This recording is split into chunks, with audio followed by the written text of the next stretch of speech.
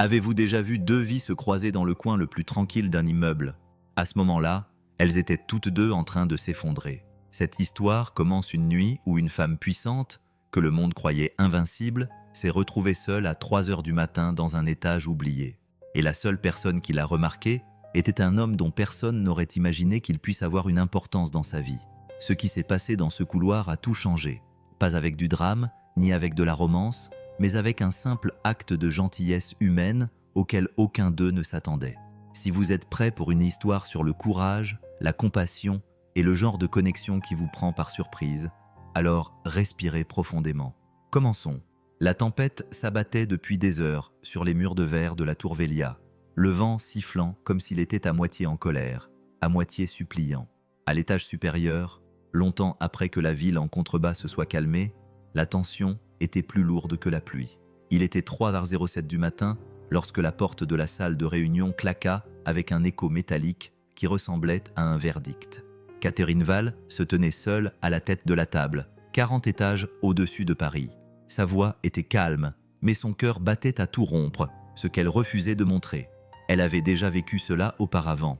Les embuscades tardives, les intonations répétées, les inquiétudes d'un conseil d'administration qu'il avait autrefois qualifié de prodige. Mais ce soir-là, c'était différent. Car ce soir-là, Jonas Hyle, son mentor, sa figure paternelle, l'homme qui avait autrefois élevé sa carrière comme son propre enfant, avait déchiré devant elle un dossier rempli de mensonges. « Signé », avait dit Jonas, sa voix grave résonnant dans la pièce. « Nous terminerons cette restructuration d'ici demain matin. Tout le monde s'en sortira indemne. Tout le monde, sauf elle. » Catherine avait feuilleté les documents, entendant le papier froisser sous ses doigts. Même sans les avoir lus en entier, quelque chose lui semblait louche. Des chiffres se répétaient là où ils n'auraient pas dû. Les traces financières étaient trop lisses. Cela sentait la manipulation dissimulée sous un jargon juridique. Et Jonas, percevant le changement dans son expression, se pencha vers elle. « Ne soyez pas naïve, murmura-t-il. Soit vous signez, soit vous en subissez les conséquences. Les régulateurs ne demanderont pas qui en a eu l'idée. Ils vous feront porter toute la responsabilité. Vous savez comment ça marche. » Elle se souvint du sourire froid qu'elle avait affiché en fermant le dossier, en remerciant tout le monde et en sortant. Elle se souvint que Jonas n'avait même pas fait semblant de lui souhaiter bonne nuit. Mais ce dont elle se souvenait le plus clairement, c'était le moment où les portes de l'ascenseur se sont refermées et où le souffle qu'elle retenait depuis des heures s'est enfin échappé de sa poitrine. Dans l'ascenseur, elle serra les mâchoires si fort que ses muscles en tremblèrent. Les battements de son cœur résonnaient dans ses oreilles, couvrant le bruit de la tempête à l'extérieur. Elle sentait un goût métallique dans sa bouche. Elle n'était plus quelqu'un qui paniquait. Mais quelque chose dans cette trahison, ce coup de couteau porté par quelqu'un en qui elle avait confiance, l'avait profondément blessée. Lorsque l'ascenseur s'est arrêté brusquement entre 2 étages, un bip aigu rompant le silence, elle a murmuré « Bien sûr, ça s'arrête ce soir ». Elle s'efforça de respirer, mais son souffle était saccadé. La lumière de secours clignota 1 fois, 2 fois. Elle appuya sur le bouton d'ouverture de la porte. Celle-ci s'ouvrit en grinçant sur un couloir sombre du niveau de maintenance du bâtiment, un endroit où les cadres ne mettaient jamais les pieds.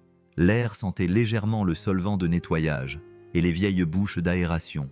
Le bourdonnement lointain des machines vibrait à travers le sol. Ses talons claquaient faiblement alors qu'elle ne faisait plus un pas. Catherine Val, PDG, titan des chiffres, reine de glace pour la presse financière. Juste une femme qui essayait de ne pas s'effondrer, mais le calme qu'elle avait affiché toute la soirée se fissura. Ses genoux heurtèrent le mur avant qu'elle ne réalise qu'elle glissait le long de celui-ci. Le béton froid lui brûlait à travers son pantalon.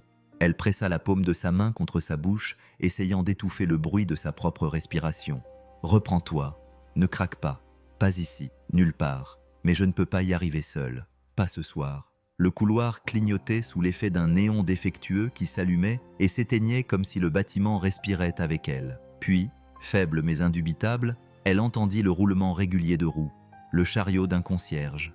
Elle se raidit, s'essuyant rapidement le côté du visage, même si elle savait que son mascara était déjà ruiné. Elle essaya de se lever, mais ses jambes tremblaient. Les roues ralentirent, s'arrêtèrent. Une voix calme rompit le silence. « Madame, vous m'entendez » Elle leva les yeux. Un homme se tenait à quelques pas d'elle, le visage buriné, les cheveux légèrement ébouriffés par de longues heures de travail, les bottes couvertes de la poussière accumulée dans les couloirs pendant la nuit. Son uniforme était usé aux manches, noirci par le temps et le travail. Son ton n'était ni compatissant, ni choqué, juste calme, respectueux, humain.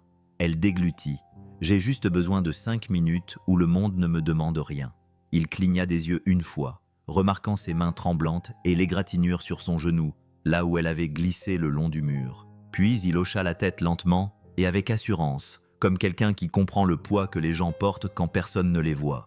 Sans poser d'autres questions, il ouvrit doucement la porte d'une salle de pause voisine. « Il fait chaud ici. Les lumières ne sont pas trop vives. Vous pouvez respirer un peu. » Elle hésita. « Ça va, mentit-elle. « Vous n'êtes pas obligé, répondit-il, presque dans un murmure. Quelque chose dans la sincérité de sa voix la poussa à se relever. À l'intérieur de la salle de pause, le ronronnement d'un vieux réfrigérateur remplissait l'espace. L'air était plus chaud, plus doux.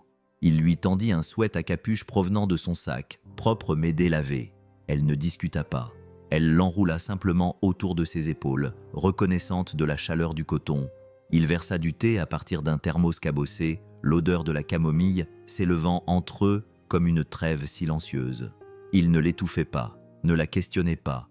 Il sortit de la pièce et s'assit près de la porte, face au couloir, lui laissant son intimité comme si c'était la gentillesse la plus facile au monde. Catherine pressa la tasse chaude contre ses mains, laissant la chaleur imprégner sa peau. Pour la première fois depuis des années, personne ne prenait, n'exigeait, n'attendait. Il la laissait simplement respirer. Après un long moment, elle se leva. « Merci », dit-elle d'une voix plus assurée qu'elle ne se sentait. Il acquiesça sans se retourner. Elle partit discrètement, ses pas s'estompant. Ce n'est que lorsque le couloir fut à nouveau vide que Nolan Creed, concierge, père célibataire, survivant d'erreurs qu'il ne pouvait se pardonner, remarqua quelque chose sur le sol près de la porte de la salle de pause. Une carte. Il la ramassa. Le plastique laminé reflétait la lumière vacillante du néon, tandis qu'il lisait le nom imprimé en caractères d'imprimerie. Catherine Val, directrice générale. Son cœur battit une fois, puis une autre. Il regarda dans la direction où elle avait disparu, incrédule. « La PDG », murmura-t-il entre ses dents. C'était elle. La tempête dehors rugit une fois de plus contre les fenêtres, comme pour confirmer que tout venait de changer. Le matin arriva trop vite pour eux deux, bien qu'ils vivent dans des mondes très différents. Pour Catherine Val, l'aube arriva avec le cliquetis des obturateurs des appareils photo et le bourdonnement des lumières du studio. Elle avait à peine dormi 1 heure, voire pas du tout, juste assez pour que son cœur se calme avant qu'une autre tempête ne commence. À 8h30, elle était déjà devant un micro de présentateur de journal télévisé accroché à son blazer, répondant aux questions avec le même sang-froid qu'elle avait mis des années à perfectionner. Les rumeurs de tensions internes chez Groupe Velia continuaient de circuler. Le présentateur la pressait de questions. Catherine répondait par un petit sourire raffiné. Les entreprises évoluent. La pression fait partie du leadership. Ce qui compte, c'est que nos chiffres soient solides et nos valeurs intactes. Sa voix ne tremblait pas. Mais à l'intérieur, sous les traits impeccables d'une PDG, elle se sentait comme un verre fissuré, maintenu par la seule force de sa volonté. Chaque lumière vive du studio lui brûlait les paupières, lui rappelant le couloir sombre de la nuit dernière, le bourdonnement du réfrigérateur de la salle de pause, la chaleur de la camomille entre ses mains. 5 minutes de rien. 5 minutes pendant lesquelles personne ne s'attendait à ce qu'elle reste immobile. Pourquoi cela lui avait-il semblé plus réel que tout ce qu'elle avait fait au cours de l'année écoulée? Elle s'efforça de respirer régulièrement, comme les coachs médiatiques le lui avaient appris. « Tu es Catherine Val, incassable, intouchable ». Ces mots sonnaient creux aujourd'hui. Pendant ce temps, à des kilomètres des caméras, Nolan Creed ouvrait la porte de son modeste appartement de 2 chambres. Les gonds grinçaient. Ils grinçaient toujours. Il ne prenait plus la peine de les réparer. Certaines choses grinçaient parce que la vie était dure, pas parce qu'elles étaient cassées. Il posa son sac à dos sans faire de bruit pour ne pas réveiller Noah trop brusquement. Un léger ronflement provenait de la chambre du garçon. Nolan l'écoutait avec une tendresse qui ne s'estompait jamais. Ce doux son lui rappelait exactement pourquoi il travaillait la nuit et dormait peu. Il entra et tapota doucement l'épaule de Noah. « Salut mon pote, c'est l'heure de se lever. » Noah remua et se frotta les yeux avec le talon de la main. « C'est déjà le matin. »« Oui, » répondit Nolan avec un sourire fatigué. « Mais j'ai fait des toasts, avec de la cannelle. » Cela réveilla le garçon. « Les bons, confirma Nolan. Dans la cuisine, pendant que Noah mâchait ses toasts et répétait silencieusement les lettres qu'il confondait parfois, Nolan s'appuya contre le comptoir. La vapeur de la cafetière bon marché lui montait au visage, lui apportant cette odeur de brûlé à laquelle il s'était habitué. Il fixait sa tasse, repassant la nuit dernière dans sa tête, la femme dans le couloir, le tremblement dans sa voix, la fatigue qu'elle essayait de cacher, et le nom sur la carte d'identité qui se trouvait dans la poche de sa veste. Catherine Val, PDG, milliardaire, légende du monde des affaires, et pendant 15 minutes dans un couloir d'entretien oublié, juste une femme en train de s'effondrer. Il avait déjà vu des gens s'effondrer devant leurs collègues après de longues journées de travail, devant leurs supérieurs après des accidents, mais jamais quelqu'un qui faisait la couverture des magazines. Le contraste semblait irréel. La voix de son père Noah le tira de ses pensées. Mes chaussures font encore des nœuds. Nolan s'agenouilla pour défaire les lacets emmêlés. Une boucle, puis une oreille de lapin. Comme d'habitude, Noah essaya de l'imiter, les doigts maladroits. C'est stupide. Les autres enfants n'ont pas de problème pour lire ou lasser leurs chaussures. « Hé !» murmura Nolan en relevant le menton du garçon. « Ton cerveau fonctionne simplement différemment. Cela ne signifie pas qu'il est moins performant. » C'était une phrase qu'il avait répétée d'innombrables fois, mais il la pensait sincèrement chaque matin. À 8 heures, ils étaient sortis de chez eux et se dirigeaient vers la nouvelle aile du bâtiment dédiée aux programmes familiaux. Une initiative de groupe Velia visant à soutenir les employés ayant des enfants. Aujourd'hui, Noah passait sa première évaluation de lecture avec le thérapeute scolaire engagé par l'entreprise. Noah s'accrochait à la manche de son père. « Et s'ils me font lire à voix haute, je me trompe toujours devant les autres. » Nolan sentit une lourdeur familière dans sa poitrine. « Tu n'as pas besoin d'être parfait. Essaie simplement. Je serai juste derrière la porte. » À l'intérieur de la salle de classe, l'odeur des marqueurs secs et du nettoyant pour tapis se mêlait dans l'air. Noah gardait les yeux baissés, tandis que l'instructrice lui tendait un court passage. Il se dandinait, trébuchait sur la première phrase, rougissait lorsqu'il sautait un mot. L'instructrice soupira, non pas avec cruauté, mais avec impatience. « Essayons de ne pas deviner cette fois-ci. Bon, concentre-toi. » Les épaules de Noah se recroquevillèrent. Nolan se raidit derrière la vitre, les poings serrés contre son pantalon de travail. Ce ton, cette pointe de mépris, lui rappelait des souvenirs qu'il aurait préféré enfouir. Les superviseurs le traitant de négligent. Le jour où quelqu'un avait été blessé parce qu'il avait fait confiance à un système plutôt qu'à son instinct. Ne gâche pas tout à nouveau, Creed. Tu ne prêtes jamais attention aux détails. Une erreur, une négligence, et les gens en paient le prix. Sa poitrine se serra. Puis, la porte de la classe s'ouvrit. Catherine Val entra. Personne ne s'y attendait, pas même l'instructrice, qui sursauta légèrement. Les talons de Catherine claquaient doucement tandis qu'elle se dirigeait vers le bureau du garçon, mais au lieu de se tenir droite comme elle le faisait à la télévision, elle s'agenouilla à côté de lui. « Bonjour », dit-elle doucement. « Je m'appelle Catherine. Je peux m'asseoir avec toi un instant ?»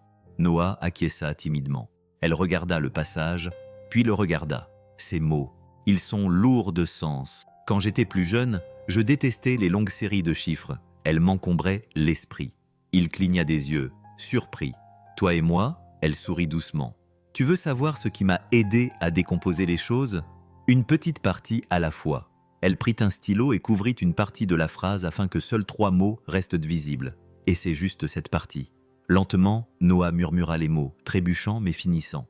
Ses yeux s'écarquillèrent. « J'ai réussi. »« Oui, » affirma-t-elle doucement. « Et tu peux passer à la suite. » Nolan observait depuis l'extérieur de la pièce, le souffle coupé. C'était la même femme qui s'était effondrée contre le mur du couloir à 3 heures du matin. Et maintenant, elle était assise à côté de son fils, patiente, calme. Lorsque Noah finit par lire la phrase entière sans aide, Catherine applaudit doucement, comme pour célébrer quelque chose de sacré. Dehors, Nolan déglutit péniblement. « Comment est-ce possible ? C'est la même personne », murmura-t-il. La séance prit fin. Noah sortit fièrement en courant pour montrer à son père l'autocollant qu'il avait gagné. Nolan lui ébouriffa les cheveux, puis il la vit. Catherine se tenait dans le couloir. La lumière du matin éclairait son visage différemment des néons vacillants de la nuit dernière. Elle avait l'air fatiguée, certes, mais plus sereine. Leurs regards se croisèrent. « Merci », dit Nolan doucement, « de l'avoir aidée. Et pour hier soir, je ne savais pas si tu t'en souviendrais. » Elle retint son souffle à se souvenir. « Je m'en souviens », murmura-t-elle, « plus que je ne le devrais. » Pendant un instant, aucun des deux ne bougea, mais le monde autour d'eux semblait différent. La semaine suivante se déroula dans le bourdonnement affairé de la vie d'entreprise qui recouvrait les luttes silencieuses des gens ordinaires. La tour Velia, avec ses 40 étages d'ambition, Ces néons et le faible ronronnement des bouches d'aération de la climatisation donnaient l'impression d'un monde divisé entre ceux qui le dirigeaient et ceux qui se contentaient de le maintenir en vie. Mais aujourd'hui, ces deux mondes étaient sur le point de se rencontrer à nouveau. Le nouveau programme RSE du bâtiment avait envahi tout un étage, salle de thérapie, clinique de lecture et bureau d'aide aux familles destinés à aider les employés à gérer le stress bien réel qui ne disparaissait pas simplement parce que le cours de l'action était en hausse. C'était une bonne idée, du moins en théorie. Dans la pratique, la plupart des cadres la considéraient comme un centre de coût. Catherine la considérait comme une cible que le conseil d'administration pourrait transformer en arme si elle ne faisait pas attention. Elle est donc venue inspecter le programme elle-même. Dès qu'elle est sortie de l'ascenseur, elle a senti des regards curieux posés sur elle. Le personnel murmurait son nom comme on murmure le nom d'une tempête dont on ne sait pas si elle va se rapprocher ou passer. Ses talons claquaient doucement sur la moquette tandis qu'elle marchait avec l'un des responsables de la RSE qui l'écoutait attentivement. En apparence, elle était calme, mais intérieurement, elle luttait contre l'écho de la semaine dernière, l'humiliation, la peur, la chaleur d'un sweat à capuche qu'elle gardait toujours plié dans le tiroir de son bureau, caché sous une pile de documents. Il ne lui avait rien demandé, se souvenait-elle. Il s'était simplement assis devant la porte et l'avait laissé respirer. Cela faisait des années que personne ne lui avait offert le silence en cadeau. Au bout du couloir, dans une petite pièce équipée de panneaux acoustiques lumineux et où flottait une légère odeur de marqueur lavable, Noah était assis à un bureau pour enfants. Ses baskets tapotaient nerveusement contre le pied de la chaise. Son spécialiste en lecture lui avait assigné un court paragraphe, et le garçon essayait vraiment de ne pas trébucher. Mais les mots glissaient sur lui. Certains flottaient trop vite, d'autres se cachaient les uns derrière les autres. Les lettres changeaient de place comme elle le faisait souvent lorsque son anxiété montait, et le ton de l'instructrice, sec et impatient, lui serrait encore plus la poitrine. « Noah, » dit l'instructrice en ajustant ses lunettes, « nous en avons déjà parlé, tu dois ralentir, ne devine pas. Deviner, ce n'est pas lire. »« Noah, stiamni » Ses joues rougirent. « Je ne devine pas, j'essaie. Essayer n'est pas le but. L'exactitude l'est. » Il se recroquevilla sur lui-même. Sa voix devint si faible qu'elle en fut presque inaudible. Depuis la fenêtre à l'extérieur de la salle, Nolan appuya sa paume contre la vitre. Chaque mot prononcé par l'instructrice le frappait comme un marteau. Il pouvait entendre la raideur dans sa voix. Il pouvait voir son fils se recroqueviller sur lui-même, comme il le faisait lui-même il y a des décennies, lorsqu'un superviseur le traitait de négligent pour avoir omis un détail de sécurité. Il prit une lente inspiration, se recentrant sur lui-même. « Ne t'impose pas, ne t'énerve pas. Reste calme, crois en toi. » Mais il serra quand même les mâchoires. Puis, comme si le destin intervenait au moment opportun, la porte de la salle de lecture s'ouvrit. Catherine entra. L'instructrice se redressa instantanément. « Madame Val, bonjour. Je ne m'attendais pas à voir Noah. » La voix de Catherine s'adoucit. « Puis-je me joindre à vous un instant ?» Noah cligna des yeux, surpris qu'une femme comme elle, dont on parlait à voix basse et qui faisait la une des journaux, connaisse son nom. Elle s'accroupit à sa hauteur, se penchant jusqu'à ce que ses yeux soient au niveau des siens. Sa présence n'était pas intimidante. Elle était rassurante, chaleureuse, sans être indulgente. « La lecture peut sembler insurmontable, » dit-elle doucement. « Certaines pages ressemblent à des falaises. D'autres ressemblent à des rochers qui ne cessent de glisser sous vos pieds. » Noah leva les yeux vers elle. « Oui, » murmura-t-il. « C'est comme si les mots bougeaient, comme s'ils ne voulaient pas que je les attrape. » Catherine acquiesça lentement. « Je connais ce sentiment. Quand j'avais ton âge, les longues lignes de chiffres me donnaient cette impression, comme si elles m'échappaient chaque fois que je les atteignais. » Elle souleva un stylo qui couvrait la majeure partie du paragraphe jusqu'à ce qu'il ne reste plus que 3 mots. « Tiens, et c'est juste cette petite partie. On va y aller petit à petit. Un battement de cœur à la fois. Un battement de cœur, une respiration, un tout petit morceau. » Noah expira bruyamment et lut les 3 mots. Ce n'était pas parfait, mais c'était complet. « C'est ça, » dit Catherine. « Maintenant, un autre morceau. » Elle déplaça le stylo, révélant un autre petit bout. Noah relut, plus fort cette fois.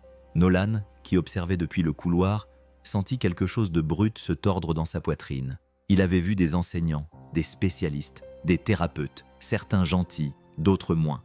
Mais il n'avait jamais vu quelqu'un comme elle s'agenouiller pour son fils. Pas une PDG, pas quelqu'un qui vivait dans un monde de murs de verre et de chiffres vertigineux. Quelqu'un qui savait ce que c'était que de lutter dans l'obscurité et de se battre pour remonter la pente. 15 minutes plus tard, Noah avait terminé tout le paragraphe. Il buta sur la dernière phrase, mais se corrigea. Il ne regardait pas le sol. Il regardait Catherine, les yeux brillants d'une lueur proche de l'incrédulité. « J'ai réussi », demanda-t-il. « Vraiment ?» répondit-elle d'une voix à peine plus forte qu'un murmure. L'instructrice s'éclaircit la gorge, mal à l'aise, réalisant clairement qu'elle avait mal jugé le garçon.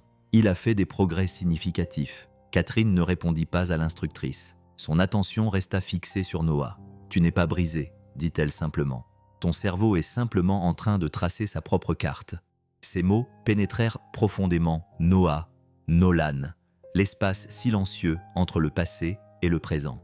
À la fin de la séance, le couloir semblait différent, plus lumineux en quelque sorte. Nolan attendit tandis que Noah marchait fièrement devant lui, montrant l'autocollant qu'il avait gagné. Catherine sortit derrière eux. Leurs regards se croisèrent. Pendant quelques secondes, aucun des deux ne parla.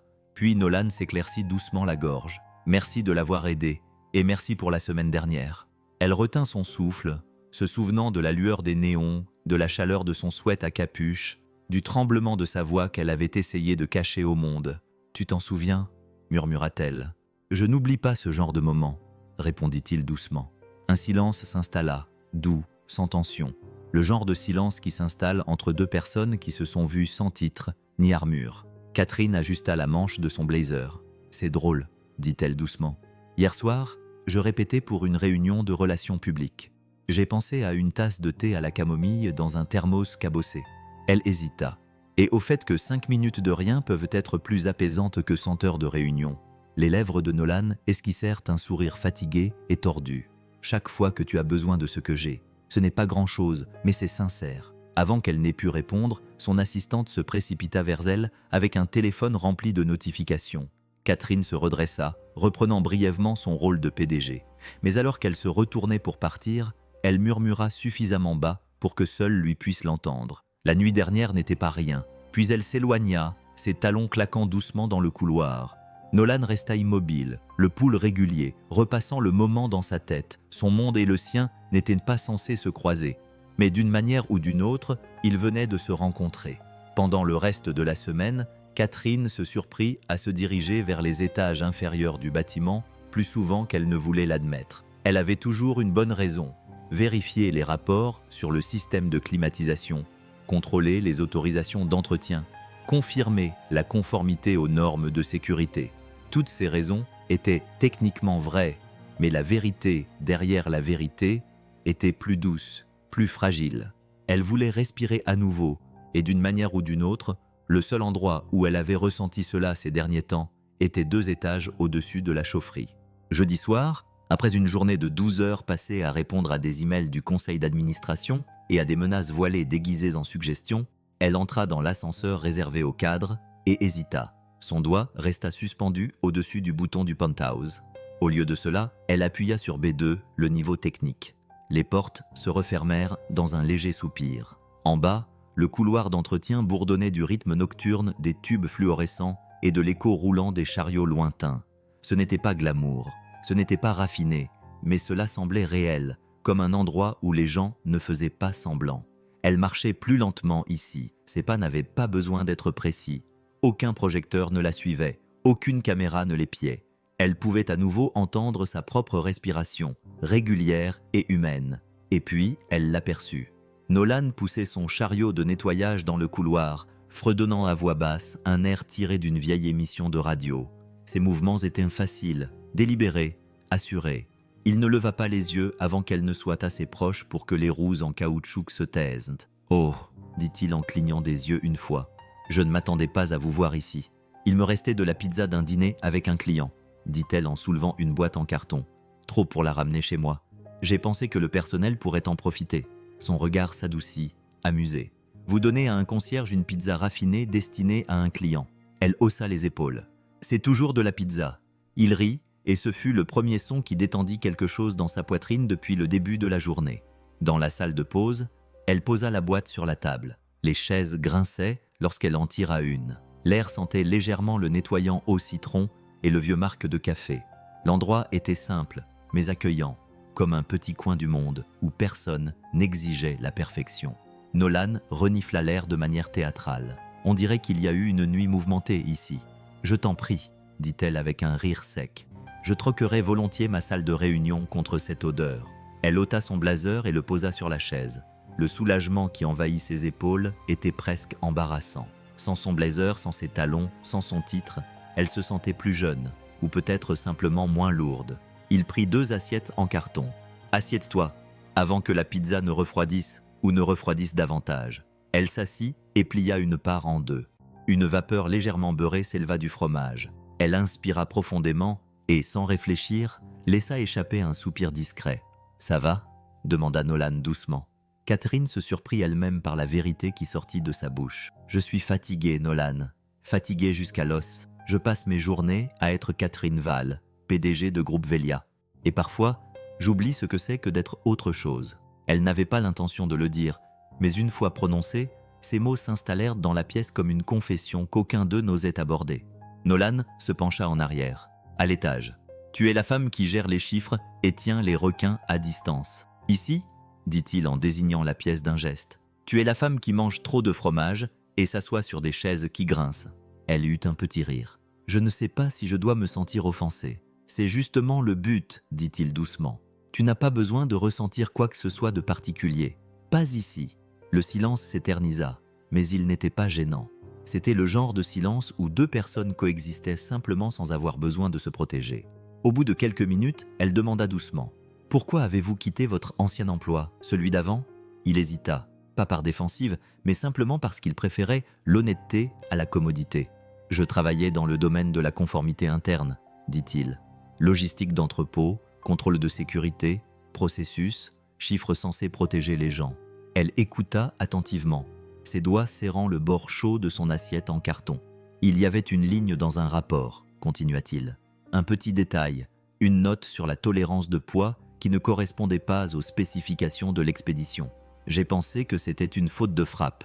Je l'ai laissé passer. Sa gorge se serra. Le lendemain matin, un homme fut écrasé par des caisses mal empilées. Même expédition, même erreur. Il survécut, mais de justesse. Vous vous êtes senti responsable, dit-elle doucement. Je m'en veux toujours, admit-il.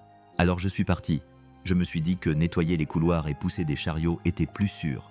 Moins de risque de négliger quelque chose. Moins de gens qui pourraient être blessés à cause de moi. Elle l'observa, sans pitié, sans jugement, le voyant pour la première fois tel qu'il était vraiment. Un homme essayant d'expier une erreur que la vie refusait de lui laisser oublier. Tu n'étais qu'une erreur dans une chaîne d'erreurs, dit-elle avec précaution. Tu n'as pas empilé ces caisses, tu n'as pas approuvé l'expédition.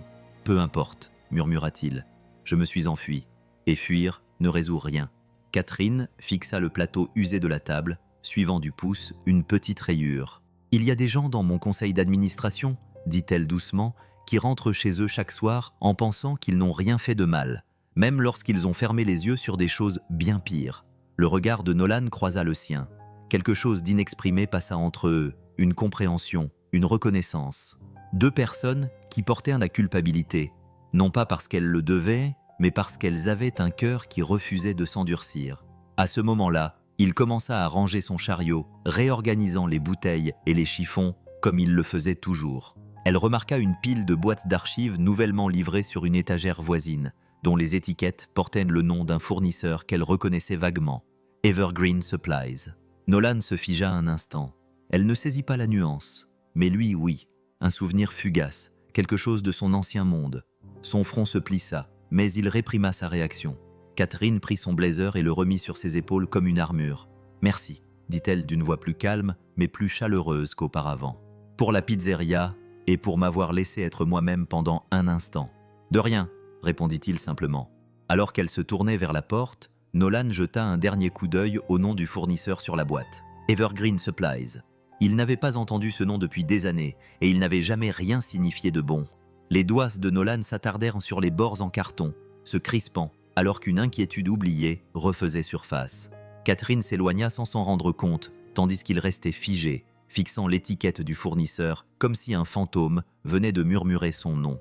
2 jours après leur trêve silencieuse autour d'une pizza dans la salle de pause, la tension à l'intérieur de la tour Velia s'était intensifiée jusqu'à devenir presque audible, comme des parasites s'accrochant au coin de chaque couloir. Catherine la ressentait surtout dans la salle de réunion, où les sourires polis cachaient des motivations acérées, et où chaque feuille de calcul semblait bourdonner d'un avertissement invisible.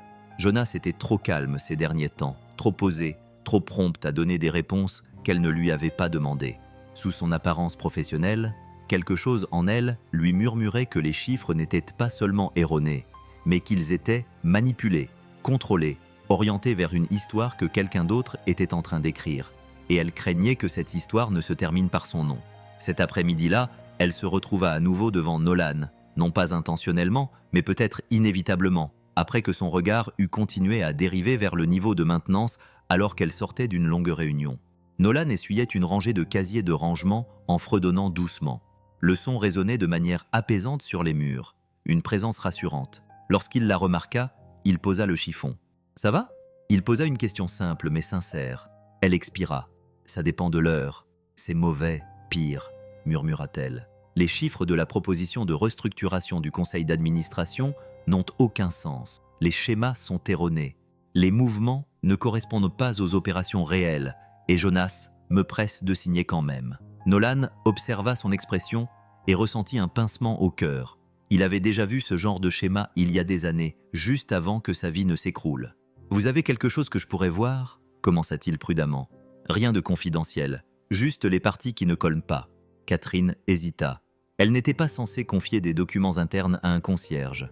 Mais elle se souvint alors de la salle de pause, du thé à la camomille, de la façon dont il lui avait offert son silence plutôt que son jugement. Il ne cherchait rien. Il ne faisait pas partie de la machine corporative. Il avait déjà quitté ce monde. Elle fouilla dans son sac et en sortit 3 pages imprimées résumant ses préoccupations. Rien de confidentiel en soi. Juste ses préoccupations, dit-elle. Je ne sais pas ce qui m'échappe.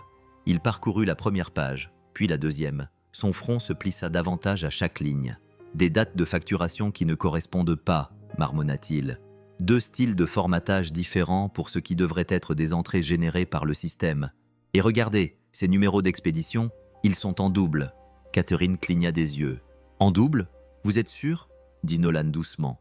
J'ai déjà audité la logistique d'entrepôt. Des factures copiées-collées. C'est l'un des signaux d'alerte les plus anciens. Des gens qui essaient de cacher des mouvements en recyclant d'anciens modèles. Il tapota un coin de la page. Et ce nom de fournisseur, Evergreen Supplies. Catherine se figea. Vous le reconnaissez ? Nolan déglutit. La pièce sembla soudainement se refroidir. Ils étaient impliqués dans une affaire que j'avais traitée il y a des années. Des factures frauduleuses, des paiements transitant par des sociétés écrans. Il fit une pause, la voix adoucie. C'est l'une des raisons pour lesquelles j'ai quitté mon domaine. Ses yeux brillèrent d'une vieille culpabilité, d'un regret et d'un souvenir qu'il préférait enfouir. « Que s'est-il passé ?» demanda-t-elle doucement. « Un homme a été blessé, » répondit-il. « Un problème de sécurité dans un entrepôt lié à des documents falsifiés. J'ai manqué un détail, un seul, mais cela a suffi. » Catherine retint son souffle. « Nolan, je ne savais pas. Je n'en parle pas beaucoup, » murmura-t-il. Mais en revoyant ce fournisseur, les schémas. Catherine, ce n'est pas une simple erreur comptable. Quelqu'un est en train de fabriquer des preuves. Et là, une seule question compte. À votre avis, qui tire vraiment les ficelles ? Dites-moi votre théorie en commentaire. Son pouls s'accéléra. Jonas me pousse à approuver exactement ces chiffres. Nolan leva les yeux, le regard fixe, avec un sérieux qu'elle n'avait jamais vu auparavant. Alors il sait qu'ils ne résisteront pas à un examen minutieux. Un silence s'installa entre eux, tendu, lourd d'électricité. Catherine baissa la voix. « Si je signe, je deviens le bouc émissaire. Et si tu ne le fais pas, dit doucement Nolan, il te fera passer pour le problème. » Elle le savait déjà. Elle ne voulait simplement pas le dire à voix haute. Il vit ses épaules se crisper et ajouta prudemment « Tu n'es pas folle, tu n'imagines pas ces schémas. Ils sont erronés et quelqu'un les a délibérément falsifiés. » Elle retint son souffle, à la fois par peur et par soulagement. Pour la première fois depuis des semaines, elle sentait quelqu'un à ses côtés, qui approuvait ses conclusions. Ils passèrent la demi-heure suivante à examiner chaque détail que Nolan pouvait décoder sans accéder au système restreint. Il lui fit remarquer des incohérences qu'elle n'avait pas remarquées, des flux de dépenses déséquilibrés, des signatures de fournisseurs qui ne correspondaient pas et une séquence de factures qui reflétait une affaire de fraude qu'il avait traitée dans le passé. Plus il approfondissait, plus elle devenait silencieuse. Non pas parce qu'elle doutait de lui, mais parce que la vérité lui semblait soudainement terriblement proche. « Ce n'est pas de l'incompétence, » murmura Nolan. « C'est une orchestration, » dit-elle, la gorge serrée. « Il veut que je parte, ou pire, dit Nolan doucement. Il veut que vous endossiez la responsabilité. Catherine s'adossa contre le mur. Pendant un instant, elle entendit le bourdonnement du système de climatisation qu'elle avait entendu la nuit où elle s'était effondrée à 3 heures du matin.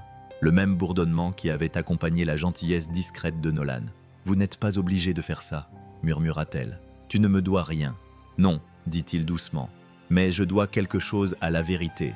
Et je me dois de ne plus fuir. » Ces mots la touchèrent plus durement qu'elle ne l'avait prévu. Elle se tourna légèrement, observant la force imperturbable de son attitude. Rien d'ostentatoire, rien de grandiose, juste un homme qui avait choisi l'honnêteté, même si cela l'effrayait. Avant qu'elle n'ait pu répondre, une vibration soudaine rompit le moment. Nolan jeta un coup d'œil au téléphone de maintenance qui vibrait sur le mur. À l'étage, dans la zone réservée à la direction, Jonas Hale se tenait derrière une cloison en verre, parlant au téléphone d'un ton plus froid que le sol en marbre sous ses pieds. « Je veux tous les journaux d'accès au système des 3 dernières semaines », ordonna-t-il. « Plus précisément, tout ce qui concerne le dépôt financier. Et si vous constatez des anomalies liées aux identifiants de Catherine Veil, je veux qu'elles soient immédiatement signalées. » Il mit fin à l'appel, un léger sourire se dessinant au coin de sa bouche. Voyons voir à quel point la reine de glace est vraiment irréprochable. En bas, Nolan ne savait pas encore qu'une tempête s'abattait déjà sur Catherine depuis les étages supérieurs. Le genre de tempête qu'une lampe torche et un balai ne pouvaient arrêter. Il plia soigneusement les papiers et les rendit. « Nous pouvons résoudre ce problème, » dit-il doucement. Mais Catherine, c'est plus grave qu'une simple erreur de calcul. Elle acquiesça d'un signe de tête, secouée mais plus assurée, car elle n'était plus seule désormais. Quelqu'un d'autre avait également vu les fantômes dans les chiffres. À l'étage, Jonas fixait l'écran de son ordinateur tandis que de nouveaux journaux s'affichaient, révélant un accès suspect au système sous le nom de Catherine, une nuit où elle n'était même pas en ville. Son sourire s'accentua.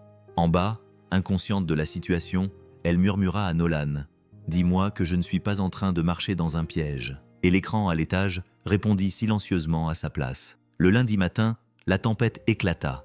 Elle n'arriva pas avec le tonnerre ou la pluie.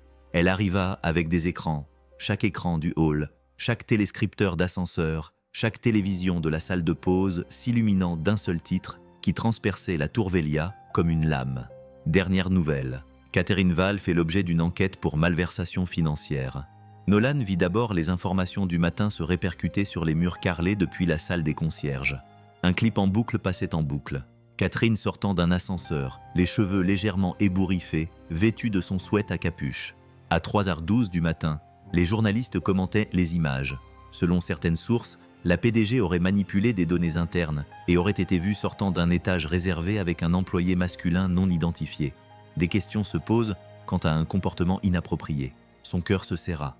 Il ne s'en prenait pas seulement à ses chiffres, il s'en prenait à sa dignité et l'entraînait dans leur sillage comme une note de bas de page sans importance. En bas, Noah lui tira le bras. « Papa, pourquoi tu regardes comme ça ?»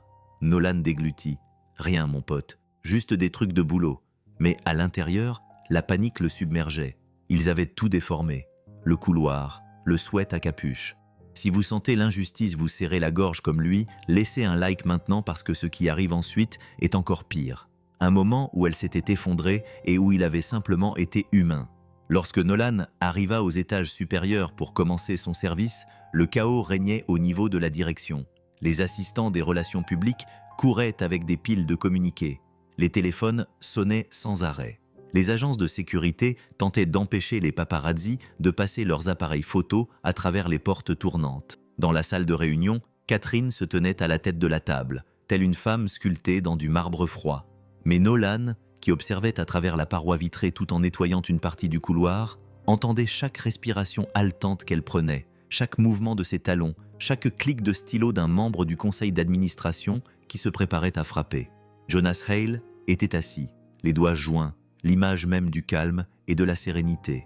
Il prit la parole en premier. « Catherine, cette situation est regrettable, vraiment, mais vous avez mis l'entreprise en danger. » La salle se tut dans un silence prédateur. Elle leva le menton. « Je n'ai pas manipulé les données financières et je n'ai certainement pas... » Elle fit un geste vague vers la photo d'elle avec le sweat à capuche. « Fait quoi que ce soit d'inapproprié. » Jonas fit glisser un dossier sur la table. « L'image compte. Les autorités réglementaires vont saisir ces images. La presse spécule déjà et vos activités nocturnes ne font qu'alimenter les rumeurs. Un membre du conseil d'administration toussa. Un concierge, rien de moins. Un autre ajouta, très peu professionnel, Catherine. Ces mots la touchèrent plus qu'elle ne le laissait paraître. Elle se redressa, la voix ferme. Je n'étais pas avec lui. J'ai été vue. Jonas l'interrompit. À 3 heures du matin, dans un étage réservé, vêtu de ses habits, Nolan s'approcha de la vitre, le cœur battant si fort qu'il le sentait dans ses dents. Sa douleur était audible, enfouie sous son professionnalisme, mais audible dans la façon dont son souffle s'échappait un peu trop rapidement. Jonas fit glisser une autre feuille vers elle. « Catherine, la meilleure solution est simple. Signez la lettre de démission. Nous nous occuperons des autorités de régulation. L'entreprise survivra. Vous partirez avec élégance. » Elle ne répondit pas. Elle ne cligna pas des yeux. Elle fixait la lettre de démission comme si c'était une arme pointée directement sur son identité. Nolan se détourna, la gorge serrée. Ils veulent qu'elle parte, et ils sont prêts à détruire sa réputation pour y parvenir. Mais elle resta immobile, stoïque, silencieuse. Lorsqu'elle quitta la salle de réunion, elle marcha d'un pas lent et délibéré, à peine capable de se retenir. Dans le couloir, ses talons tapaient un rythme qui ne correspondait pas à sa respiration. Elle se dirigea vers la salle de pause, là où elle avait mangé une pizza avec Nolan quelques jours auparavant, et le trouva déjà là, en train d'essuyer une table qui n'en avait pas besoin. Il se redressa lorsqu'il la vit. « Catherine, ne fais pas ça !» murmura-t-il d'une voix tremblante, si légèrement que seul quelqu'un qui avait mémorisé sa stabilité pouvait le remarquer. « S'il te plaît, pas maintenant. » Il recula, lui laissant de l'espace, mais sans s'éloigner. « Ils ont tout déformé. Je sais que tu n'as rien fait de mal. » Elle rit, brisée, fatiguée, vide. Dans ce bâtiment, la perception est la réalité, et la perception dit « Je suis coupable de tout ». Il voulait tendre la main, mais il ne le fit pas. Il avait appris à ne pas toucher quelqu'un qui menait des combats invisibles, à moins que cette personne ne fasse le premier pas. Elle ne le fit pas. Au lieu de cela, elle prit un gobelet en papier sur le comptoir et le serra si fort qu'il se froissa. « Nolan, » dit-elle doucement, « ils ont déjà demandé à la sécurité si j'étais impliquée avec toi. » Son cœur se serra. Impliquée ? Comme si elle avait révélé un scandale. Il prit une lente inspiration. « Qu'est-ce que tu as répondu ? » Que ce n'était pas vrai. Il acquiesça, mais quelque chose en lui se durcit. Elle posa le gobelet, les épaules tendues. « Jonas m'a remis une lettre de démission. » Il ferma brièvement les yeux. « Évidemment. Et le pire, » murmura-t-elle. « Je ne sais pas s'il a signé, c'est capituler ou survivre. » Un silence lourd, presque suffocant, les enveloppa. Lentement, elle sortit un mot plié de sa poche. C'était dans le bureau de maintenance, sur ton ancien bureau. Elle le lui tendit. Il reconnut son écriture. « Tu ne me dois rien. Ne les laisse pas m'utiliser pour te faire du mal. J'ai fui une fois dans ma vie. Peut-être que fuir à nouveau est la meilleure solution. Nolan. » Il le fixa, honteux, frustré, peiné. « J'ai écrit ça avant de savoir à quel point ils allaient déformer les choses. »« Nolan » dit-elle doucement. « Tu essayais de me protéger. »« Non » répondit-il d'une voix rauque. « J'essayais de protéger Noah. Je ne voulais pas qu'il soit entraîné dans tout ça. » Elle comprit immédiatement. Comme toujours. Tu es avant tout un père. Toujours. Leurs yeux étaient fatigués, meurtris par le monde, mais liés par quelque chose de plus profond que les circonstances. Puis elle murmura « Ils veulent me briser. » Il acquiesça. « Sauf parce que tu vois ce qu'ils veulent cacher. »« Et toi ?» demanda-t-elle. « Qu'est-ce que tu vas faire ?» Il ne répondit pas tout de suite. Il regarda la lettre de démission qui s'imprimait sur son visage, l'épuisement dans sa posture, la peur qu'elle n'oserait jamais avouer à voix haute. Finalement, il dit doucement « Je ne m'enfuirai pas. Pas cette fois. » Un instant, son souffle se coupa. Un espoir, minime mais réel, passa sur son visage. Avant qu'aucun des deux ne puisse en dire plus, une alerte de message retentit sur son téléphone. Elle baissa les yeux, le visage décoloré. Un SMS provenant de la salle de conférence de Jonas. Il était temps d'en finir. Catherine fixa son téléphone, la main tremblante pour la première fois depuis des années. Nolan la regarda se diriger vers l'ascenseur, vers Jonas, vers un piège qui se refermait à chaque seconde qui passait, et il murmura « S'il te plaît, ne me laisse pas être à nouveau en retard. » La nuit, après la réunion du conseil d'administration, Nolan, victime d'une embuscade, ne parvint pas à dormir, pas même une minute. Il resta assis seul sur son canapé, affaissé longtemps, après que Noah se soit endormi dans la pièce voisine, écoutant le doux ronronnement du réfrigérateur et le tic-tac d'une horloge murale bon marché qui ne donnait jamais l'heure exacte. Chaque tic-tac lui rappelait son dernier échec, le moment où il s'était enfui alors que quelqu'un avait besoin qu'il reste. Il avait entendu la voix de Catherine se briser plus tôt, un souffle à peine audible, mais suffisant pour raviver un souvenir qu'il avait gardé enfoui au fond de lui. Noah le trouva avant l'aube, assis dans le noir. « Papa !» dit-il d'une voix endormie, avec l'inquiétude d'un enfant. « Salut, mon grand !» murmura Nolan en esquissant un sourire. « Je n'arrivais pas à dormir, » dit le garçon en se frottant les yeux, la couverture traînant derrière lui. « C'est la dame des informations ?» Nolan ne répondit pas tout de suite. « Oui, » admit-il finalement. « Elle a des problèmes, de gros problèmes. » Noah grimpa sur le canapé et se blottit contre lui.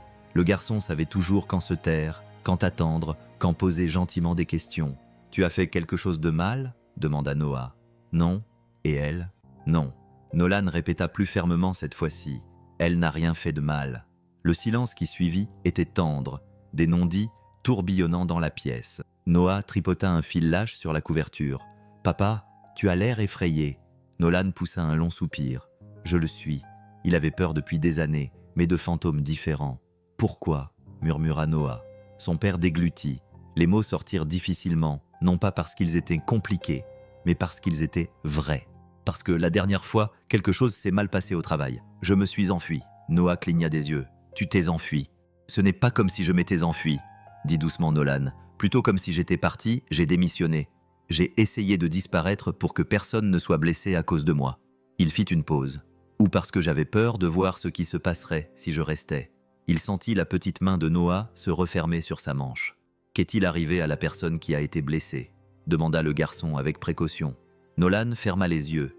Le souvenir clignotait comme une bobine de film cassé. Les caisses effondrées, les cris, les sirènes. Le moment où il réalisa que sa signature figurait sur le formulaire de sécurité négligé, le poids de la culpabilité qui lui serrait la poitrine jusqu'à l'empêcher de respirer. « Il s'est rétabli », murmura Nolan. Mais il n'était plus le même, et je n'arrêtais pas de penser « j'aurais pu l'empêcher. Peut-être que si j'avais regardé de plus près, vérifié 2 fois, posé plus de questions, fait plus d'efforts. » Il expira bruyamment. Alors je partis. Je pensais que si je m'éloignais de tout cela, je ne pourrais plus faire de mal à personne. La voix de Noah était faible, mais assurée. « Tu n'as pas fait de mal à cet homme intentionnellement. »« Je sais, » dit Nolan, mais je continuais à courir. Et courir ne résout rien. Cela laisse simplement à quelqu'un d'autre le soin de nettoyer ce que tu as eu trop peur d'affronter. Le garçon leva les yeux vers lui, les sourcils froncés. « Alors pourquoi as-tu peur ?» Nolan hésita, car cette fois-ci, la personne en danger n'était pas une inconnue. Catherine l'avait regardé plutôt avec des yeux qui reflétaient à la fois la peur et la confiance, car il n'était pas prêt à voir une autre vie s'effondrer alors qu'il s'éloignait à nouveau.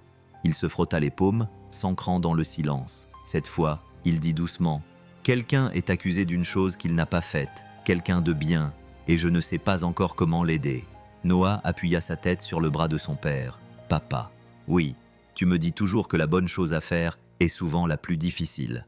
Alors peut-être. » Noah fit une pause, choisissant ses mots avec soin. « Peut-être que la chose que tu ne veux pas faire est celle que tu dois faire. » La pièce sembla soudain trop petite pour contenir le souffle de Nolan. « C'est une grande réflexion, mon garçon. » Noah haussa les épaules, timidement. « C'est toi qui l'as dit en premier. Je m'en suis juste souvenu. » Nolan expira bruyamment, sa poitrine tremblant de tout son long. L'honnêteté, la pureté, la façon dont Noah le voyait toujours plus clairement que lui-même. Noah ajouta « Si tu l'aides, cela signifie-t-il que tu risques d'avoir des ennuis ? Peut-être. Mais si tu ne l'aides pas, elle souffrira. » Il acquiesça. Le garçon n'hésita pas. « Alors va l'aider. » Nolan le fixa du regard. Ce petit enfant brillant et courageux réalisait qu'il attendait cette permission. Pendant des années, il s'était défini par son pire moment, par une erreur qui avait gravé la honte dans sa colonne vertébrale. Mais maintenant, il voyait qui il pouvait être s'il faisait un choix différent. Et pour la première fois depuis longtemps, il se leva.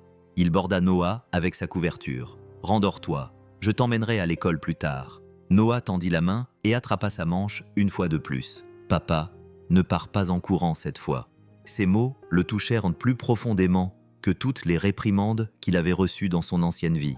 Ils l'ancrèrent, le firent redresser les épaules. « Je ne le ferai pas, » murmura Nolan. « Plus jamais. » Il attrapa sa veste de travail, son badge d'identité, ses clés. Le ciel était encore noir, mais une faible lueur matinale brillait à l'horizon. Lorsqu'il sortit dans l'air froid, il sentit quelque chose changer. Pas dans le monde, en lui-même. Il ne se rendait pas à la tour Velia, Il retournait à la vie qu'il avait abandonnée des années auparavant. Le monde des chiffres, des schémas et des responsabilités. Un monde auquel il avait renoncé. Un monde dans lequel il allait maintenant replonger pour quelqu'un qui, autrefois, s'était assis en tremblant dans un couloir éclairé par des néons et avait murmuré « J'ai juste besoin que le monde s'arrête pendant 5 minutes ». Lorsqu'il atteignit les portes vitrées de la tour Velia, sa décision était prise. Il passa son badge devant le lecteur. Un bip fort et clair résonna dans le hall vide. Les portes se déverrouillèrent. Il entra, non pas en tant que concierge, ni en tant qu'homme fuyant ses anciennes erreurs, mais en tant que personne prête à affronter ce qu'il avait évité pendant trop longtemps. Les portes de l'ascenseur se refermèrent derrière lui avec un soupir métallique. Devant lui se trouvait la vérité, le danger et la lutte pour le nom de Catherine. Et pour la première fois depuis des années, Nolan Creed marcha vers la tempête au lieu de la fuir. La tourelle était presque vide lorsque Nolan sortit de l'ascenseur à l'étage inférieur des archives, où régnait un silence qui avait son propre rythme. Le bourdonnement de la ventilation, le léger crépitement des ampoules fluorescentes, l'écho de ses propres pas. C'était un monde construit sur de vieux papiers oubliés, des fichiers de systèmes obsolètes que personne ne touchait, sauf pour enterrer quelque chose ou le déterrer. Il se dirigea droit vers l'aile des archives. Il n'était pas censé être là. Un concierge n'avait pas sa place dans la salle des archives, mais un homme en quête de vérité, oui. La porte grinça lorsqu'il la poussa pour l'ouvrir. La fraîcheur familière de l'air climatisé l'enveloppa. Chaque étagère s'élevait comme une forêt gelée de carton et d'encre, et dans le coin le plus éloigné, là où il l'avait vue quelques jours auparavant, la nouvelle pile attendait. Tour Velia. Ce nom le frappa comme un coup de poing, même maintenant. Il s'approcha, le cœur battant lentement, rongé par la vieille douleur d'une erreur qu'il avait payée 100 fois. Il s'agenouilla à côté de la première boîte, prit une inspiration avant de l'ouvrir. À l'intérieur, des factures, des listes de colisage, des confirmations de fournisseurs. Tout était impeccable, presque trop impeccable. Il souleva une page. Une légère odeur chimique d'encre d'imprimante fraîche lui monta au nez. Trop fraîche pour des documents censés avoir été traités il y a des mois. Il passa son pouce sur la ligne de signature au-dessus des dates, puis il la trouva. La même faute de frappe qui était apparue 3 fois dans son ancienne affaire. Un numéro de suivi dupliqué dans le coin. 2 factures partageant exactement le même horodatage, à la seconde près. « Les schémas ne mentent pas », murmura-t-il. « Pas quand on les a déjà vus auparavant. » Il enfouit sa culpabilité. Il enfouit le souvenir de l'homme qui avait été blessé des années auparavant. Aujourd'hui, il ne s'agissait pas de regret, il s'agissait de responsabilité. Il avait besoin d'un partenaire, quelqu'un à l'intérieur du système, quelqu'un qui n'avait pas été corrompu ou réduit au silence. Et il n'y avait qu'une seule personne qui lui venait à l'esprit, Lena Marshall, la jeune conseillère interne aux yeux perçants et à la conscience encore plus aiguë. Il l'avait vue une fois dans un couloir corrigé avec une précision tranquille, l'interprétation erronée d'une politique par un superviseur. Il l'avait entendu dire à un collègue à la cafétéria. Personne ne devrait signer quoi que ce soit qu'il ne comprend pas parfaitement. C'est comme ça que les gens se font du mal. Elle était parfaite. Il la trouva dans son bureau, petit et encombré, où flottait un léger parfum de vieux manuels scolaires et de thé à la menthe poivrée. Elle leva les yeux d'une pile de rapports de conformité et plissa les yeux en voyant un concierge à sa porte. « Je peux vous aider ?» Nolan ferma doucement la porte derrière lui. « J'ai besoin de 10 minutes, peut-être 15. » Elle fronça les sourcils. « Je suis en plein milieu de... » C'est à propos de Catherine Val. Son expression s'aiguisa instantanément. « Qu'est-ce qu'elle a ?» Nolan posa les dossiers Evergreen sur son bureau. Le papier bruissait comme des feuilles sèches lorsqu'elle les feuilletait. « Ce sont des factures de fournisseurs, » marmonna-t-elle. « La routine ? Rien. » Elle s'interrompit au milieu de sa phrase, les sourcils froncés. « Attendez, pourquoi y a-t-il ça ?» Elle approcha une page de la lampe. « Ce format, il n'est pas généré par notre système financier. »« Non, » répondit Nolan. « Il a été bricolé, et si vous regardez les dates, je le vois. » Sa voix baissa. Quelqu'un a copié d'anciens modèles de factures et les a intégrés de force dans de nouveaux cycles. Il acquiesça. Et ce fournisseur s'est associé à une société écran il y a 5 ans.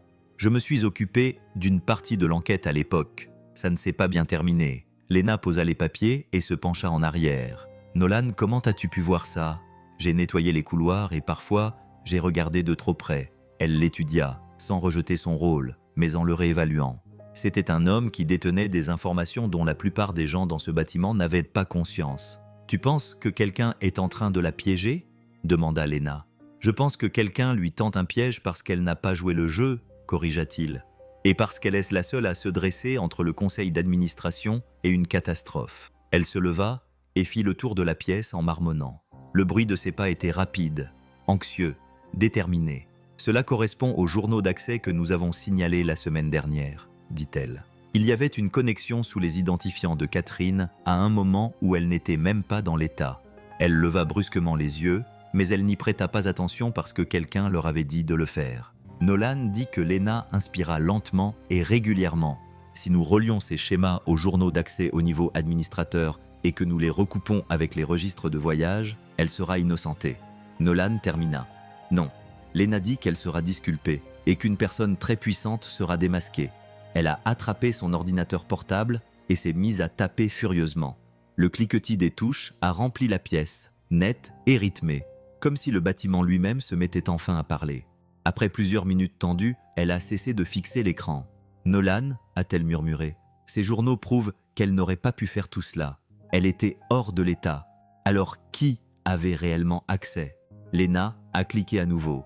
Le mot « ordinateur ». Une nouvelle fenêtre s'ouvrit et un nom apparut. Un compte administrateur lié à la surveillance financière. Un utilisateur de haut niveau avec des privilèges de contournement. Quelqu'un qui travaillait chez Groupe Velia depuis plus longtemps que presque tout le monde. Jonas Heil. Léna eut le souffle coupé et expira brièvement, stupéfaite. Oh mon Dieu. Nolan ne ressentit aucun choc, seulement une froide et rassurante clarté. Il avait senti les empreintes de Jonas dans la supercherie bien avant de voir son nom. À présent, la preuve s'affichait en grand sur l'écran de Léna, indéniable et toxique. « Nous devons porter cela à la connaissance des autorités de régulation », murmura Léna. Avant l'audience, avant que Jonas ne contrôle le récit. Nolan acquiesça, la mâchoire serrée. « Et nous devons protéger Catherine. » Léna le regarda avec quelque chose qui ressemblait presque à de l'admiration. « Tu n'es même pas censé être impliqué dans cette affaire. Je n'étais pas censé être impliqué la dernière fois non plus, » murmura-t-il. « Et c'est exactement pour ça que je suis là maintenant. » Un autre silence s'installa, lourd et urgent. Puis le téléphone de Léna se mit à vibrer violemment sur le bureau.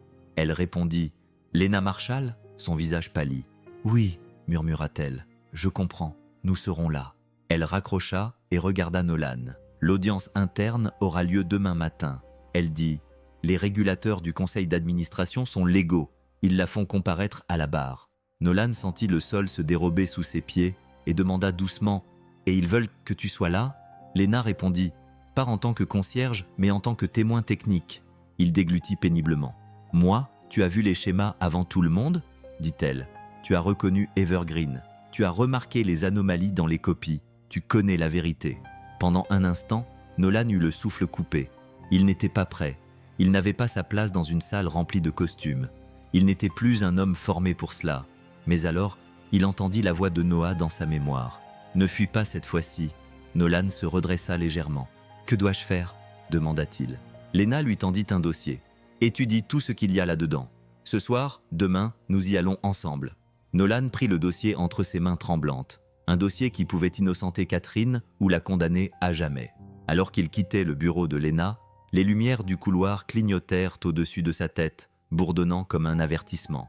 Demain, il retournerait dans le monde qu'il avait abandonné, et cette fois, le combat serait personnel. Le matin arriva comme un souffle retenu, tendu, vif, prêt à éclater. À 7h30, la tour Velia ne ressemblait plus à un lieu de travail, mais à une chambre de pression. Les couloirs à l'extérieur de la salle du conseil d'administration étaient remplis d'assistants aux pas feutrés, d'avocats au dos raide et de 2 régulateurs fédéraux dont les chaussures claquaient avec une précision déconcertante. L'air était imprégné de l'odeur stérile du café, de la nervosité et de la peur des entreprises. Catherine se tenait près de la fenêtre, regardant la ville s'élever sous ses yeux. D'ici, Paris semblait ordonné, prévisible.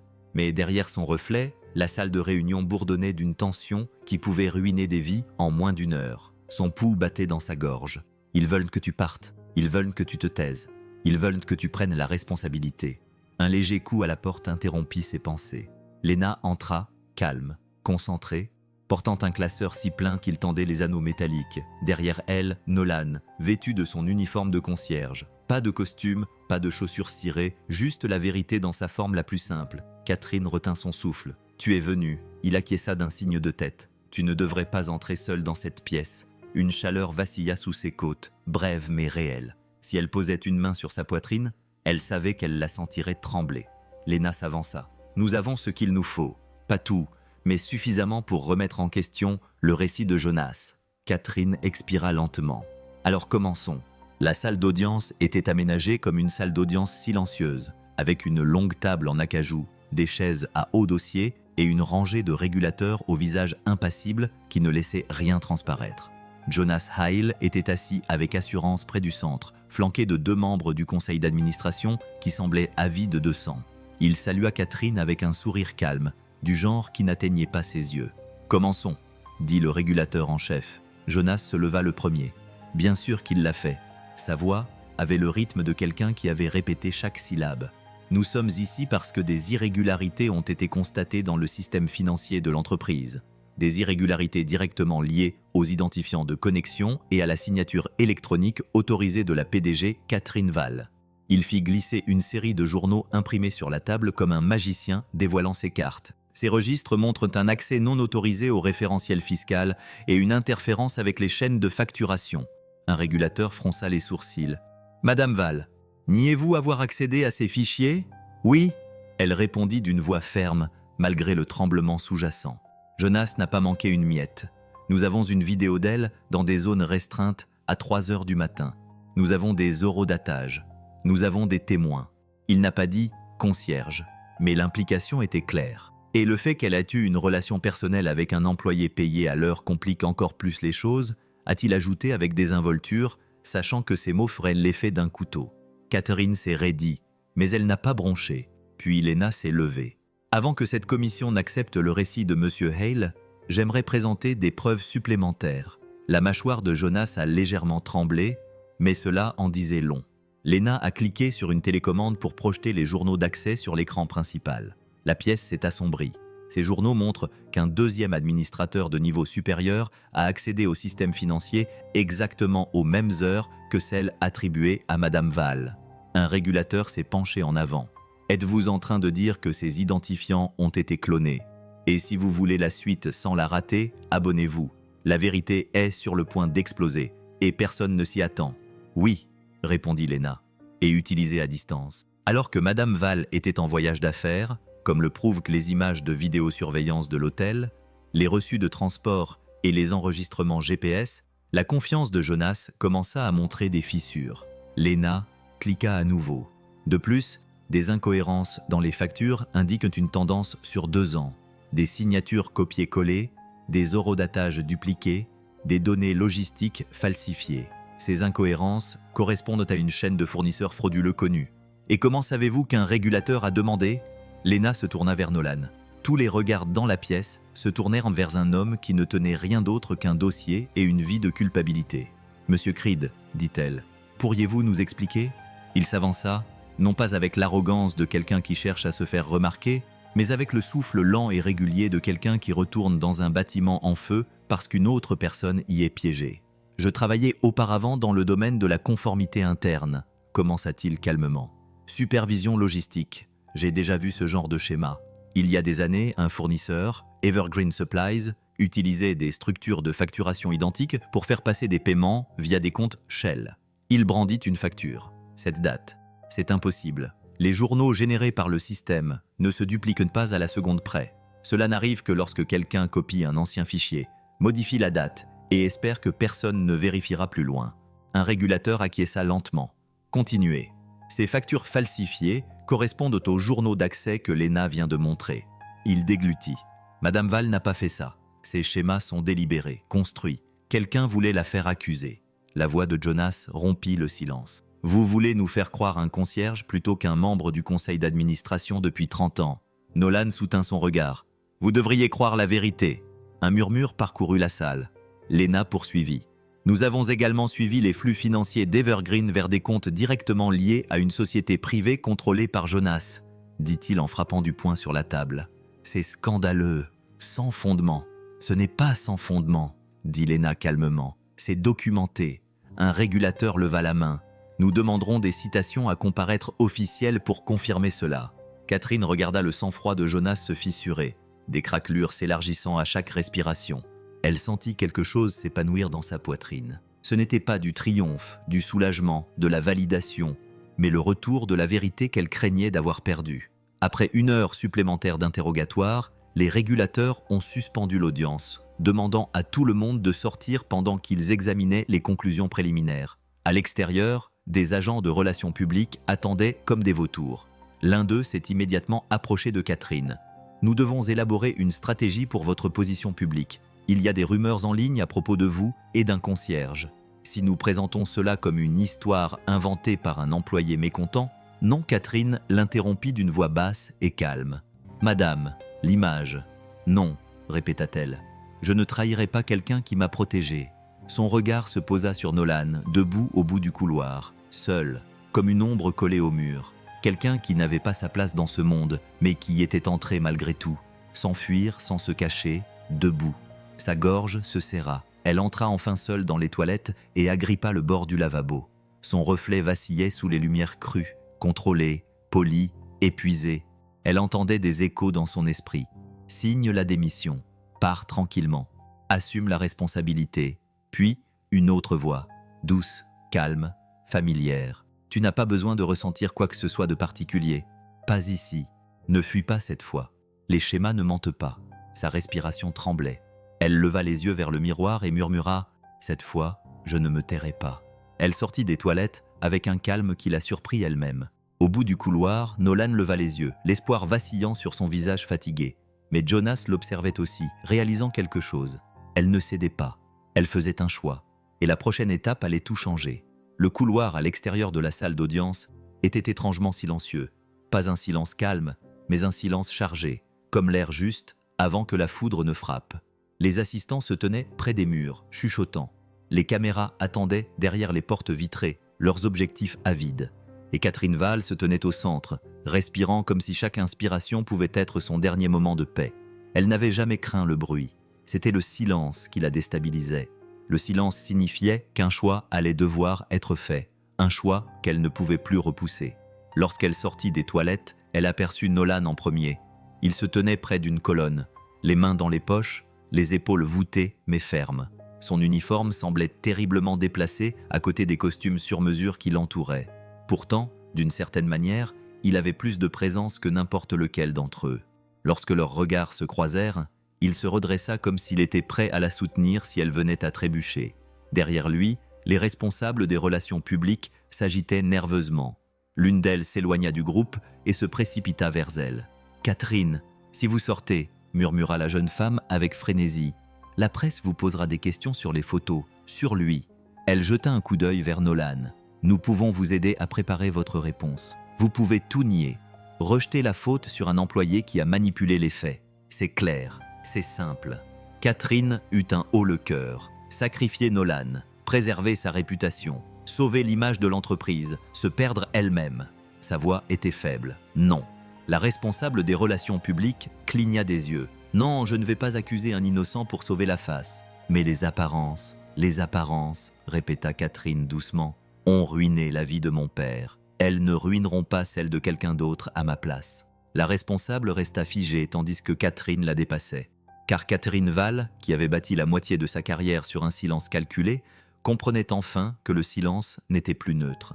C'était un consentement, et elle en avait assez de consentir aux mensonges des autres. Elle se dirigea vers la zone réservée à la presse, tapant des talons à un rythme lent et déterminé. Les appareils photos se mirent à crépiter comme du métal attiré par un aimant. Derrière elle, Nolan sentit son souffle se couper. Elle va vraiment le faire. Il fit un pas en avant. Catherine, son nom, l'arrêta. Elle se retourna. Il se tenait à quelques mètres d'elle, assez près pour qu'elle entende le léger bruissement de son souffle. Assez près pour qu'il sente la légère trace de son parfum. Quelque chose de vif, de frais, mais plus chaud qu'auparavant. Sa voix était basse. « Tu n'as pas à faire ça toute seule. » Quelque chose en elle trembla, puis se stabilisa. « Je sais, » murmura-t-elle. « C'est pourquoi je veux que tu sois à mes côtés. » Il cligna des yeux. « À tes côtés là-bas ?» Il désigna d'un geste de la main la foule de journalistes. « Catherine, ils cherchent un scandale. Si je me tiens à tes côtés, laisse-les chercher, dit-elle, car j'en ai assez de me cacher et j'en ai assez de laisser Jonas écrire l'histoire. » Pendant un instant, Nolan resta immobile. Il l'observa vraiment, Ce n'était pas la reine de glace, ce n'était pas la PDG qui portait une armure, c'était la femme qui s'était effondrée dans un couloir éclairé par des néons à 3 heures du matin. La femme qui avait aidé son fils à lire. La femme qui s'était battue seule pendant trop longtemps. Il s'approcha d'elle. Bon, un mot. Stable, inébranlable, réel. Catherine expira un souffle qu'elle ne savait pas retenir et se tourna vers le public qui attendait juste derrière les portes. Le garde de sécurité les poussa et une vague de lumière et de bruit les frappa tous les deux. Des flashs, des microphones, un tourbillon de voix cherchant à attirer l'attention. Zellweil, ces allégations sont-elles vraies? Avez-vous manipulé les finances de l'entreprise? Qui est l'homme derrière vous? Aviez-vous une relation inappropriée? Pourquoi étiez-vous dans une zone réglementée à 3 heures du matin? Catherine leva la main. Sa voix trancha le chaos, calme et puissante. Je vais répondre à vos questions. Le silence se propagea comme une onde de choc. Elle jeta un coup d'œil à Nolan à côté d'elle. Il ne recula pas et ne se déplaça pas. Il se tenait droit, les yeux rivés sur les siens, lui donnant l'assurance dont elle avait besoin. « Je tiens à clarifier quelque chose », dit-elle d'une voix résonnante. Lorsque les allégations ont commencé, la première réaction du conseil d'administration a été de prendre ses distances, de faire taire la conversation, de me pousser à démissionner pour protéger l'entreprise, ont-ils dit. Elle fit une pause, mais la personne qui m'a protégé n'était pas un membre du conseil d'administration, c'était lui. Elle fit un léger signe de tête en direction de Nolan. La presse s'agita, confuse. Cet homme, poursuivit-elle, est resté assis devant une pièce pendant que je m'effondrais, non pas pour faire avancer sa carrière, ni pour obtenir un avantage, mais parce qu'il voyait un être humain souffrir. Nolan se raidit. Il ne s'attendait pas à ce qu'elle parle de cette nuit-là. Catherine continua. Et quand j'ai été accusé d'une chose que je n'avais pas faite, il n'a pas eu peur de dire la vérité, car il a vu ce que les autres refusaient de voir. Sa voix s'adoucit, mais ses mots frappèrent comme de l'acier. Vous voulez un scandale? Le voici. Je lui fais confiance. Non pas à cause de son titre, ni de sa position, mais à cause de son intégrité. La seule chose qu'une entreprise ne peut pas fabriquer. Des exclamations parcoururent la presse. Jonas, qui observait depuis le couloir, pâlit. Un journaliste balbutia. « Madame Val, êtes-vous en train de dire ?»« Je dis, » l'interrompit Catherine, « que le caractère n'a rien à voir avec le salaire et que la vérité ne se définit pas par le pouvoir. » À côté d'elle, Nolan déglutit péniblement. Il ne s'était jamais senti aussi exposé, aussi vulnérable, mais il n'avait jamais été aussi certain d'être exactement là où il devait être. Un autre journaliste s'écria « Allez-vous démissionner ?» Catherine répondit sans détour « Non, je ne démissionnerai pas pour un crime que je n'ai pas commis. »« Qui l'a commis ?» demanda quelqu'un. Catherine ne répondit pas directement. Pas encore. Mais elle jeta un coup d'œil vers le bâtiment derrière elle, vers les étages où Jonas se cachait comme une ombre. « Les preuves ont été présentées aux autorités de régulation, dit-elle. Ils découvriront la vérité. » Elle s'éloigna des micros. « C'est tout pour le moment. » Alors que la foule s'agitait à nouveau, Nolan l'éloigna doucement de la cohue. Ils se réfugièrent dans un coin plus calme du hall, le cœur battant à tout rompre. « Tu n'avais pas besoin de dire tout ça, » murmura-t-il. « Si, » répondit-elle doucement, « j'avais besoin de le dire. » Et puis quelque chose changea entre eux, quelque chose de profond et d'inexprimable. Une porte se referma derrière eux, pas une porte physique. La porte qui menait à la fuite, à la dissimulation, à la victoire de la peur. Loin de là, dans un petit appartement, Noah regardait l'émission en direct. Quand il vit son père debout à côté de Catherine Val, les épaules droites et imperturbables, le garçon murmura « Papa n'a pas fui ». Cette fois, Catherine et Nolan se tenaient ensemble publiquement et irrévocablement, tandis que les régulateurs se préparaient à annoncer leurs conclusions préliminaires. Mais le monde attendait toujours un coupable. Et demain, la vérité exigerait des comptes. La vérité n'est pas arrivée de manière spectaculaire. Elle est arrivée discrètement par email, déclaration officielle et un bref communiqué de presse des régulateurs confirmant ce que Catherine, Nolan et Lena savaient déjà. Jonas Hyle était celui qui avait manipulé le système financier. Il avait cloné les identifiants de Catherine, modifié les chaînes de facturation et orchestré tout le stratagème pour la forcer à signer la restructuration frauduleuse.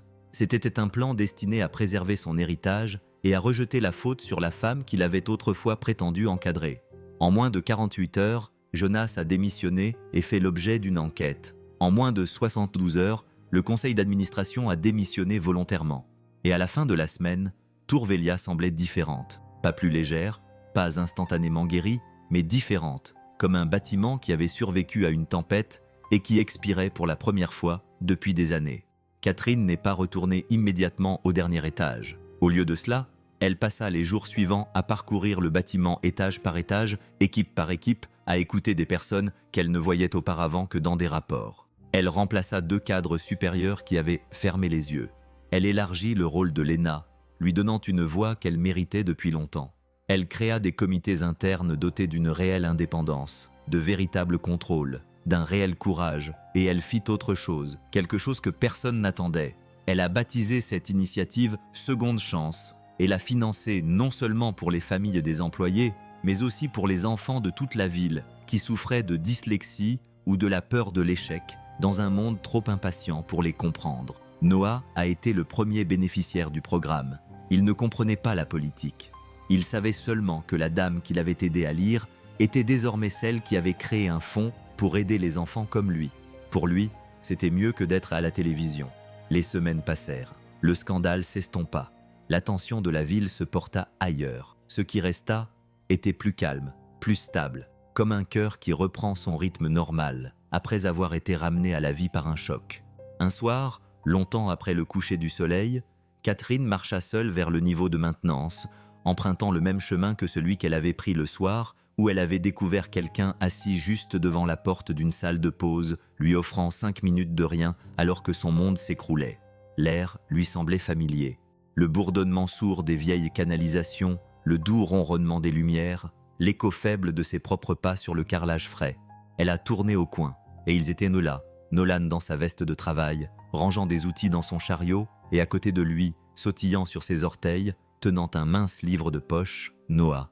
Le garçon l'a aperçu le premier. « Catherine, regarde, je peux lire 2 pages entières maintenant. » Elle s'agenouilla alors qu'il se précipitait dans ses bras, le livre battant dans sa main. 2 pages. C'est incroyable. J'ai raté quelques mots, admit Noah. Mais papa dit que rater fait partie de l'apprentissage. Elle sourit en passant doucement la main dans ses cheveux. Ton cerveau construit sa propre carte, et chaque jour, il devient plus facile de la suivre. Nolan s'approcha discrètement et lui fit un petit signe de tête. « Je ne m'attendais pas à te voir ce soir. Je ne m'attendais pas à être ici, dit-elle doucement.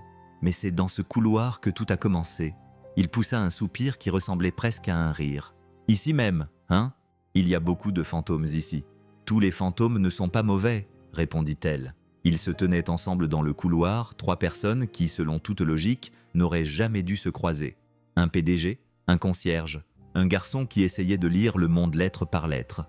Pourtant, ils étaient là, non par hasard, mais par choix. Noah tira sur la manche de Catherine. « Tu veux bien écouter la page que j'ai répétée ? » « Avec plaisir. » Il ouvrit le livre avec précaution et commença à lire lentement, s'arrêtant parfois. Mais chaque phrase était plus forte que la précédente, et Catherine sentit quelque chose en elle s'apaiser, quelque chose qui l'avait troublée pendant des années. De l'espoir, simple, calme, réel. Lorsque Noah eut terminé, elle applaudit doucement. C'était magnifique. Le garçon rayonnait. Papa dit que quand on apprend quelque chose de nouveau, notre cerveau produit une petite étincelle. « Eh bien, dit-elle, tu dois être plein d'étincelles ce soir. » Noah rit, puis courut devant pour jeter un carton de jus de fruits, laissant Catherine et Nolan seuls au milieu du couloir. Le silence s'installa entre eux. Pas un silence tendu, mais un silence significatif. Catherine leva la main et toucha le mur derrière elle, à l'endroit exact où elle avait glissé quelques semaines auparavant. Du mascara, une respiration haletante, secouée par le poids de son monde, qui pesait sur elle comme un plafond qui s'effondrait. « Je pensais que c'était fini pour moi cette nuit-là, dit-elle. Je pensais que tout ce que j'avais construit était en train de m'échapper. Tu étais fatigué, dit Nolan doucement. N'importe qui aurait craqué. Non, murmura-t-elle. Pas n'importe qui.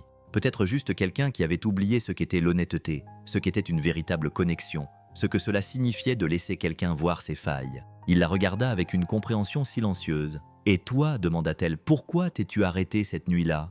Pourquoi n'as-tu pas continué à marcher ?» Nolan expira lentement. « Parce que j'ai vu quelqu'un qui essayait de respirer, et je savais ce que c'était que de se noyer sans que personne ne s'en aperçoive. » Il regarda autour de lui dans le couloir et dit « Parce que cet endroit m'a appris quelque chose. » Quoi donc? Il la regarda dans les yeux, avec sincérité. Que faire ce qu'il faut, même de la manière la plus insignifiante, peut changer une vie. La mienne? Demanda-t-elle doucement. Il secoua la tête. La vie de chacun d'entre nous. Pendant un instant, aucun des deux ne bougea. Puis elle s'approcha, suffisamment près pour entendre le rythme de sa respiration, suffisamment près pour qu'il sente la chaleur de la sienne. « Merci, murmura-t-elle, de ne pas avoir fui. Merci, répondit-il, de m'avoir laissé rester. » Noah revint en bondissant. « Hé, on peut aller à la salle de pause ? Papa a dit qu'il y aurait peut-être des biscuits. » Nolan sourit. « Il y a toujours des biscuits quelque part. » Catherine prit la main de Noah. Nolan marcha à leur côté. Tous trois entrèrent dans la salle de pause, qui n'était plus sombre, ni oubliée. Quelqu'un l'avait nettoyée, avait ajouté des lumières plus douces et avait épinglé une nouvelle photo sur le tableau d'affichage. Une photo de 3 silhouettes, Catherine, Nolan et Noah, marchant ensemble dans un long couloir. Lena l'avait prise quelques semaines auparavant, un moment qui n'était pas mis en scène, un moment qui signifiait tout. Catherine tendit la main et toucha le cadre. « C'est dans ce couloir, dit-elle doucement, que je me suis effondrée. » Elle regarda Nolan, et là où j'ai retrouvé mon chemin. Il acquiesça d'un signe de tête, les yeux chaleureux. Parfois, les endroits les plus difficiles deviennent un foyer quand on les parcourt avec les bonnes personnes.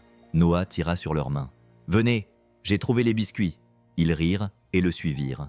Et tandis qu'ils marchaient, leurs pas résonnaient doucement sur le carrelage. 3 battements réguliers, côte à côte, se dirigeant vers une pièce qui avait autrefois été le théâtre d'une rupture et qui contenait désormais quelque chose de complètement différent. La guérison, une seconde chance et le début d'une vie à laquelle aucun d'entre eux ne s'attendait, mais à laquelle ils étaient tous prêts. Parfois, la vie réunit les personnes les plus improbables dans les endroits les plus inattendus. Un PDG sur le point de tout perdre. Un père célibataire accablé par une vieille erreur. Un garçon qui avait juste besoin de quelqu'un pour croire en son esprit. Mais la guérison n'arrive pas toujours en fanfare. Parfois, elle se manifeste discrètement dans un couloir à 3 heures du matin, par une voix qui dit « Tu n'es pas seul », par une gentillesse que personne n'a demandée et par le courage d'arrêter enfin de fuir.